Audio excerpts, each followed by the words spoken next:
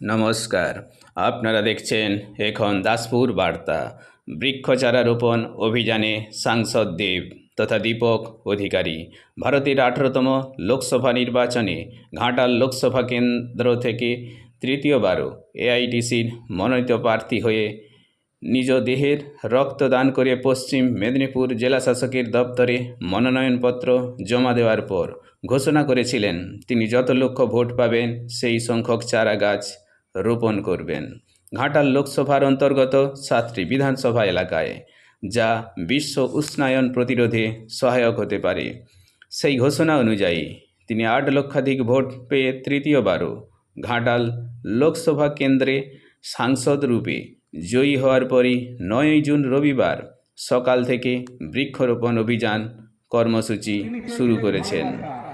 এদিন রাত 9টা পর্যন্ত তিনি বৃক্ষচারা রোপণ অভিযানে সবংয়ের উচিতপুর প্রাথমিক স্বাস্থ্যকেন্দ্র মাঠে, ডেবরায় বালিচক ভজহরি স্কুল মাঠে, খড়গপুর লোকালের বসন্তপুর জাতীয় সড়কের পাশে, কেশপুর বিধানসভার মুখবসান জিপি কেউটপাড়ায়, ঘাটালের কুঠিঘাট সুস্বাস্থ্য কেন্দ্রের মাঠে, দাসপুর 2 নং ব্লকের উত্তরবাড়ে, দাসপুর 1 নং ব্লকের ঐতিহাসিক স্বাধীনতা আন্দোলনের সাক্ষী চেঁচুয়া হাট সংলগ্ন স্থানে, জাতির জনক মহাত্মা গান্ধীর মূর্তিতে মাল্যদান করে শ্যামসুন্দর ঘোড়ার পৌরোহিত্যে গণেশ নন্দীর স্বাগত ভাষণে আনুষ্ঠানিক সভার পর তিনি নবদ্বীপর প্রবীণ নেতৃত্ব গোপাল নন্দীর সাথে 14 শহীদ ব্যতীতে শ্রদ্ধা নিবেদন করে সংলগ্ন নদী বাঁধের পাশে এবং পাঁশকুড়া পশ্চিমের জিয়াখালীতে বাস রাস্তার পাশে বৃক্ষচারা রোপণের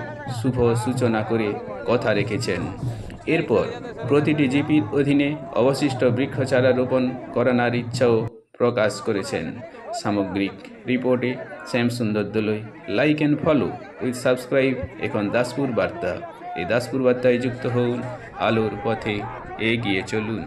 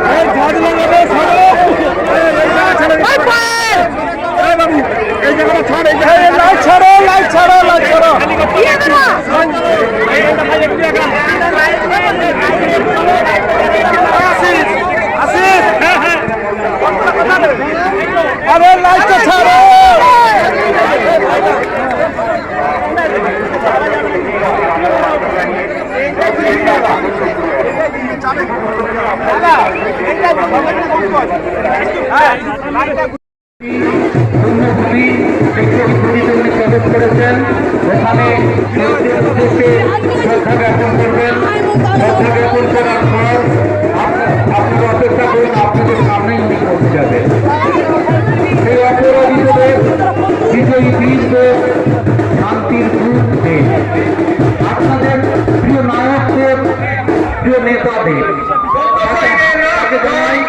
হাজার হাজার